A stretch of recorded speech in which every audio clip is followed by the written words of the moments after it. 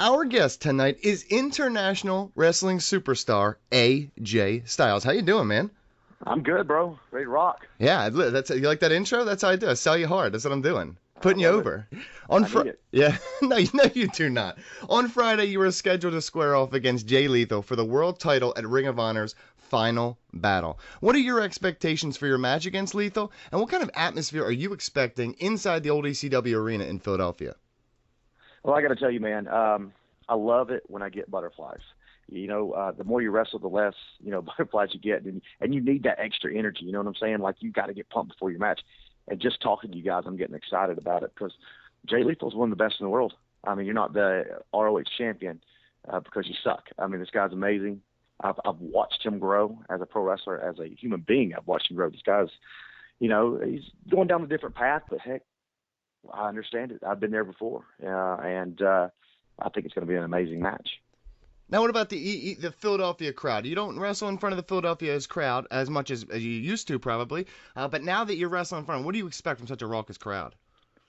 Dude, it's probably the best crowd on the planet. These guys know what wrestling is. They respect it, and when they see something great, they go crazy, and that's what I want. Every time I've ever been in front of a Philly crowd, they've been amazing.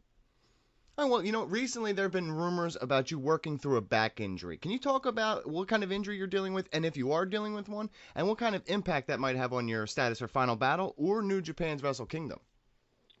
Well, I'm not going to let it have an impact. I'm going to be wrestling at Final Battle. I'm going to wrestle at Wrestle Kingdom. I'll find a way. I'm not missing these amazing events.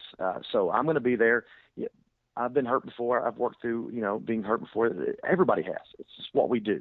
You just ignore the pain. You get going, and once you get that adrenaline running, going through your body, man, it doesn't matter what's bothering you. You're going to put on the best show you possibly can. Mike Chiari? Well, the demand for you right now is as high as pretty much any wrestler in the world. You're a top guy in both ROH and New Japan, and that's great for exposure, I'm sure. But I can imagine it can be taxing on your body sometimes as well. So at this point in your career, is there any consideration given to maybe pulling in the reins a little bit or taking less dates to preserve your health moving forward? Maybe less dates because I've been going hard ever since I left TNA. I've been rocking it. Maybe less dates is something that I have to look to. But as far as slowing down what I do in the ring, I got one gear, man. It's all or nothing with me. So that was the reason why I came home early from the tag tournament in New Japan because if I got back in the ring, I'm probably going to end up hurting myself worse because I can't slow down. That's just what I do. It doesn't matter how many people are in attendance. You're going to get all I have. BG?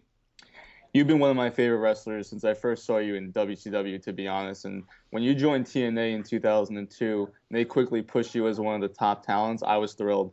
Do you recall knowing that TNA would look to make you the face of the company when you signed with them? Or were you surprised when this happened since you were still just a few years into your career?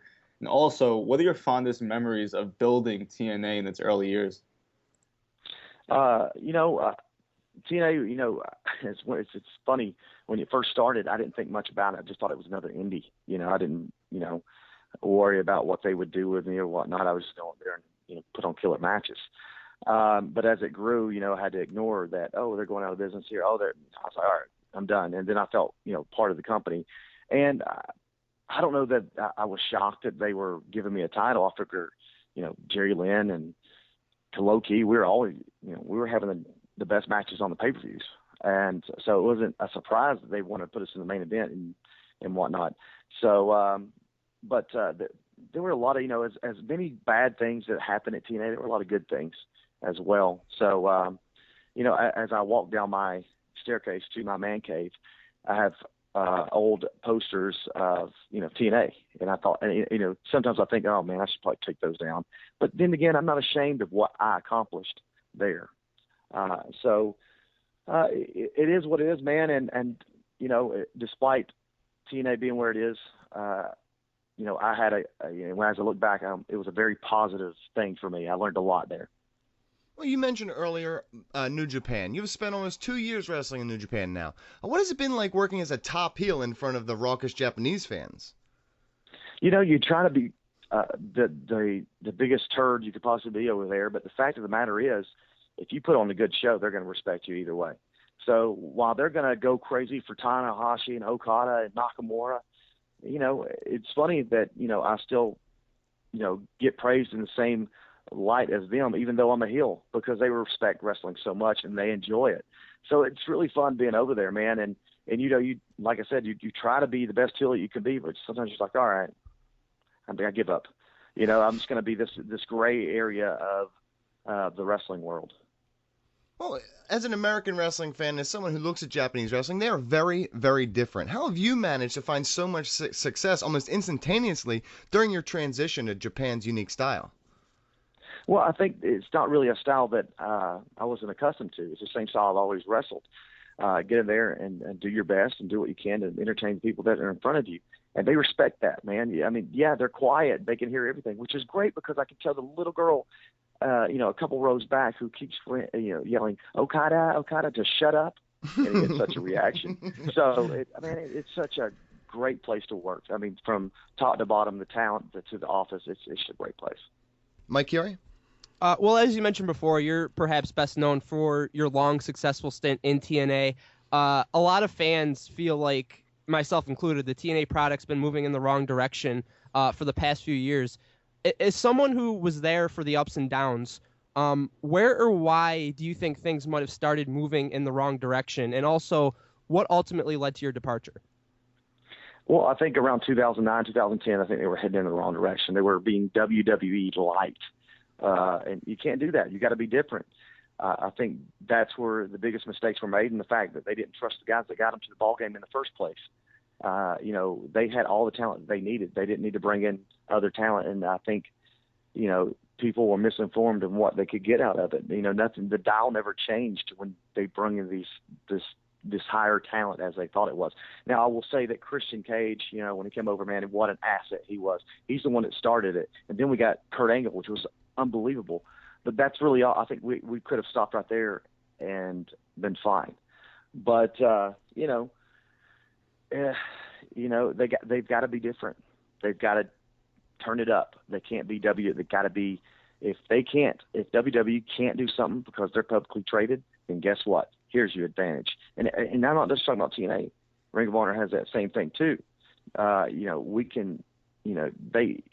Everybody can do something different. Not to, Ring of Honor, I'll say our wrestling's out of this world. There's nothing that can compete with that. So that makes them a little bit different. But TNA, you got to change it, man. You got to be different. BG?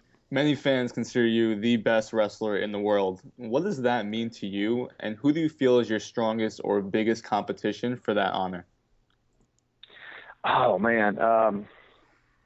It's tough to even accept something like that because you're only as good as as the guys you get in the ring with, So for them to say that makes me feel good, but there's so many guys out there that I think are better. You get Samoa Joe, Nakamura, Tanahashi, Okada, Jay Lethal. These guys have earned that right to be called the best and not proclaim it themselves, but someone else, give them that name.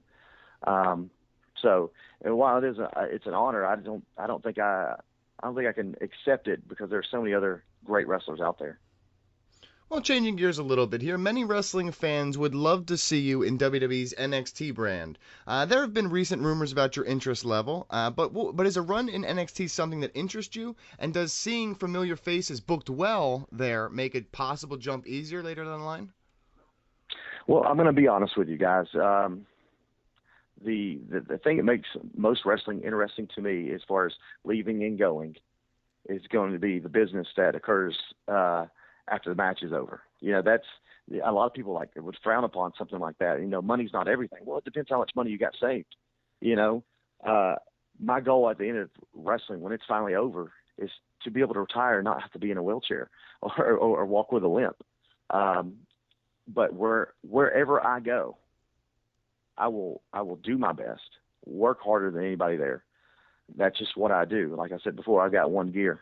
So if someone were looking for that and they're, and I can support my family while doing it, then that's what I'll do. Mike Chiari? Well, a lot of wrestlers do look at WWE as the ultimate goal, and maybe they feel like there's a void in their career if they don't make it to that point. From your perspective, what more do you need to do to ensure that your career, in your eyes, is complete? Is WWE a part of that equation? It's not. It really isn't. I get to work in the Tokyo Dome on January 4th in front of thousands and thousands and thousands of people. So that's pretty awesome. I don't know about you guys, but the first time I watched New Japan and they walked down that long ramp to the ring, it was unbelievable. And the fact that I get to do that, man, that's my moment. That's my wrestling moment. I love it. So I wouldn't say I'd never go to WWE. I'm not saying that, but if it didn't happen, I'm not going to go, oh man, I missed out. I'm the one guy that missed out. Brandon Gavin, final question.